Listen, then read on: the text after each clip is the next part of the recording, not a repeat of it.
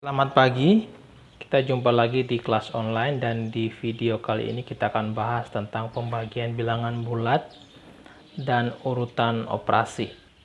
Yang pertama kita akan bahas tentang pembagian. Saya contohkan misalnya ada 8 dibagi 4 misalnya. Ini bagaimana sih 8 bagi 4 ini? Maka kita andaikan misalkan ada 8, sebutlah ini 8 butir telur. Yang ini ya. Lalu dibagikan ke 4 orang. Nah, kira-kira masing-masing dapat berapa? Sederhananya ya sudah.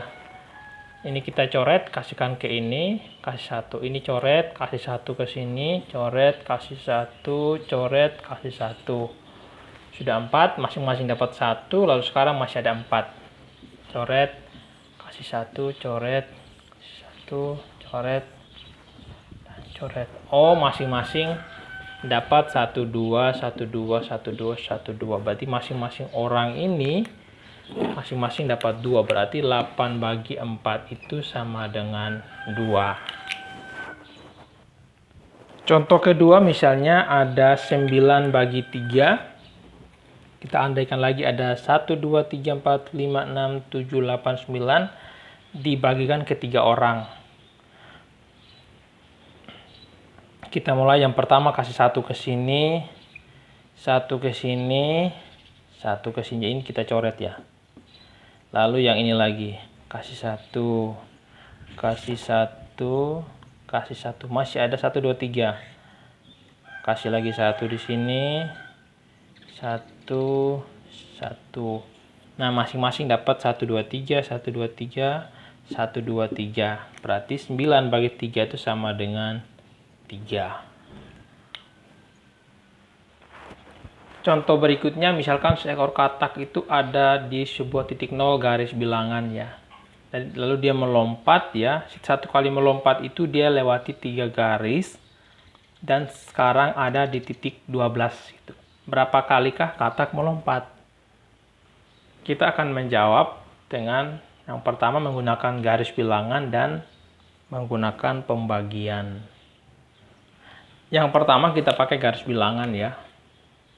Jadi pertama katak ada di sini ya. Ada di sini. Lalu dia sekali melompat 3 garis berarti 1 2 3 berarti ini sekali melompat, lalu sekali melompat, melompat, melompat. Pertanyaannya berapa kali katak melompat? Kita tinggal hitung. 1 2 3 4. Berarti jawabannya jawab 4 kali. Namun ada cara lain yang bisa kita pakai yaitu dengan menggunakan pembagian. Cara ini, cara garis bilangan bisa dipakai, tapi kalau angkanya sangat banyak ya susah kan pakai garis bilangan, maka pakai pembagian. Berarti kalau soalnya seperti ini, berarti kita langsung lihat, oh sekarang di titik 12.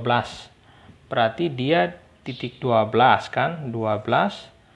Lalu dia sudah dia sekali melompat melewati 3 garis, langsung saja bagi 3. Hasilnya adalah 4. Nah, ini salah satu kemudahan menggunakan pembagian. Contoh berikutnya, misalnya sebuah mobil itu ya bergerak dengan kecepatan 50 km per jam ya. Lalu ditanya berapa lama waktu yang diperlukan untuk mencapai 250 km. Jadi sejam ini 50 km. Berapa waktu yang dibutuhkan untuk menempuh 250 km? Nah, kita bisa jawab dengan menggunakan konsep pembagian. Nah, di sini kita menuliskan dulu hal-hal yang sudah diketahui dari soal. Yaitu kecepatan ya saya kasih V ya 50 km per jam. Jarak ini S 250 km dan yang ditanya adalah waktu untuk mencapai jarak tersebut atau T berapa jam. Nah, saya hapus dulu di atas untuk pakai tulis. Langkah yang pertama misalnya kita pakai garis bilangan ya. Karena kecepatannya 50 km per jam kita bikinlah ini 50, lalu 50 lagi 100, 150, 200, dan seterusnya. Nah, lalu jarak yang ditempuhkan terus 50 km. Ya sudah, kita buat saja. Ini 1 jam 50 km, 2 jam 100, 3 jam 150, 4 jam 200, 5 jam 250. Ditanya pas 250 meter butuh berapa jam? 1, 2, 3, 4, 5. Berarti jawabannya adalah 5 jam. Nah, itu kalau pakai garis bilangan. Cara lain kita bisa pakai namanya pembagian. Nah, dengan menggunakan pembagian kita ingat salah satu. Jadi kalau kita yang ditanya jarak ya, sebutlah jarak S, berarti itu adalah perkalian antara kecepatan dan waktu. V kali T itu adalah jarak. Persoalannya yang ditanyakan sekarang adalah waktu. Maka kita tinggal balik saja. Berarti T sama dengan S per V. Tinggal kita tuliskan, S-nya kan adalah 250 km. 250 km dibagi kecepatan atau 50 km per jam. Maka kita dapatkan waktunya adalah 5 jam. Ya. Jadi sama ya dengan pakai garis bilangan maupun dengan pembagian. Nah, yang menjadi pertanyaan sekarang adalah bagaimana mengubah ini ya untuk jadi seperti ini. Nah, kita biasa pakai ya namanya aturan yang disebut 2 sama dengan 8/4. Nah, ini kunci yang bisa dipakai. Ya, kita pakai yang namanya 284 ya. Nah, yang 284 ini kan kita bisa ubah-ubah toh. Kita bisa ubah misalnya kalau ditanya 4 bagaimana? 4 berarti sama dengan ya 8/2. Kalau mau balik putar lagi misalnya 8. Oh, 8 berarti 4 kali 2. Nah, yang perlu diingatkan hanya 284 saja. Untuk putar-putar dia kan tinggal lihat pola ini saja. Nah, sekarang kita lihat yang tadi kan.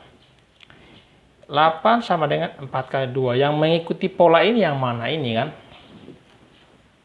S sama dengan V kali T. Sekarang saya ditanya yang T. Sebutlah ditanya 2 misalnya. Oh, kalau ditanya 2, berarti apa? 2 sama dengan 8/4. Berarti T sama dengan S per V. Misalnya sekarang kalau ditanya T sudah V misalnya. V sama dengan apa? V yang bagian sini kan. Misalnya ditanya 4. 4 sama dengan 8/2. Berarti yang kiri bagi kanan berarti S per T. Nah, ini berlaku untuk apa saja misalnya. Saya punya misalkan A sama dengan B per C. Berarti yang besar ini ya, sama tadi, 8 yang besar. Berarti kalau saya ditanya misalnya B sama dengan apa? B yang bagian atas berarti yang ini, berarti apa? 2 kali 4, berarti A kali C. A kali C. Sekarang A sudah, B sudah. Saya mau ditanya C. C sama dengan apa? C bersama dengan C berarti B per A. Per A. Ya, ini untuk ubah-ubah persamaan dari perkalian ke pembagian. Sekarang kita akan bahas tentang urutan operasi. Kita tahu ya, dalam bilangan bulat ada 4 operasi, ada penjumlahan, lalu ada pengurangan, ada perkalian, dan pembagian. Nah, sekarang bagaimana dalam satu soal itu ada beberapa campuran misalnya. Misalnya saya coba saja 5 tambah 3 kali 2. Nah ini kan ada kemungkinan dua hasil kan? Dan dua hasilnya itu berbeda. Saya misalkan langkah yang pertama 5 tambah 3 dulu 8. 8 lalu saya kali 2. Hasilnya 16. Tapi langkah yang kedua saya kali dulu ini. Berarti ini yang kedua, hasil kedua berarti 5 tambah 3 kali 2 6 sama dengan 11. Jadi yang mana yang benar hasil dari perhitungan ini? Nah, salah yang pertama adalah kita harus hitung lebih dahulu yang perkalian. Jadi kalau ada soal seperti ini, dalam satu soal ada penjumlahan dan perkalian, maka yang dihitung dulu adalah yang perkalian. Maka yang benar adalah ini ya, 11. Jadi hitung dulu ini, baru dijumlahkan dengan 5. Aturan yang pertama adalah perkalian lebih dahulu. Misalkan ada soal apa, sebutlah 8 kali 3 tambah 4 kali 5 tambah 2 misalnya. Ini berapa? Berarti aturan pertama kalau seperti ini, hitung dahulu yang perkalian. Berarti ini dulu ya. Ini. Berarti kita bisa tulis 8 kali 3 dulu, 24, tambah 4 kali 5 dulu, 20, tambah 2. Nah, ini sudah bisa dihitung seperti biasa ya. Jadinya berapa ini? 20, 40, jadi 46. Begitu juga kalau ada perkalian dan pengurangan, maka tetap perkalian lebih dahulu ya. Maka kali duluan ini 9 kali 3 27, kurangi 4 kali 5 20, baru kurangi 9. Nah kalau sudah seperti ini berarti tinggal sesuai urutan saja. 27 kurang 20, 7 kurang 9 sama dengan minus 2. Begitu juga kalau dalam satu operasi ada pembagian, maka pembagian lebih dahulu. Misalnya 8 tambah 3 kurang 6 bagi 2, misalnya tambah 9 bagi 3 kurang 2. Ini berapa hasilnya? Maka yang pembagian harus dikerjakan lebih dahulu ya. Berarti ini 6 bagi 2, 9 bagi 3. Berarti cara tulisnya. Sedangkan yang penjumlahan dan pengurangan ya sesuai urutan saja. Baik, kita bisa tulis 8 plus 3 kurang 6 bagi 2. 3 tambah 9 bagi 3. 3 kurang 2. Sudah. 8 tambah 3, 11 kurang 3, 8. Ya ini 0 kan ya. 11 kurang 2 sama dengan 9. Aturan yang berikutnya, misalkan ya kalau ada dalam kurung ya, sebutlah saya kurung 8 tambah 3 bagi berapa? 11. 8 tambah 3 bagi 11, lalu tambah dalam kurung 9 kurang 3 kali 5 misalnya. Nah, kalau aturan yang pertama kan kita bilang harus yang pembagian lebih dahulu atau perkalian lebih dahulu kan. Tapi sekarang kan ada dalam kurung, berarti kita kerjakan yang kurung lebih dahulu. 8 tambah 3 ini 11, lalu bagi 11, tambah 9 kurang 3 ini 6, lalu kali 5. Nah, sekarang ini berlaku yang pembagian lebih dahulu ya, dan perkalian lebih dahulu juga. 11 bagi 11, 1 tambah 6 kali 5, 30. Hasilnya adalah 31. Untuk yang berikutnya, kalau ada perkalian dan pembagian, maka dia berurutan dari kiri ke kanan.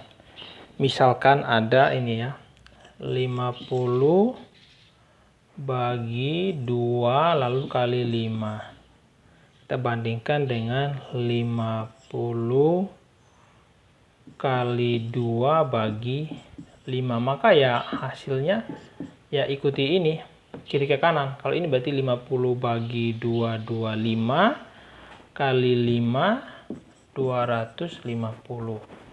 5 kali 25. Sorry, bukan 250. 125 ya. Ya.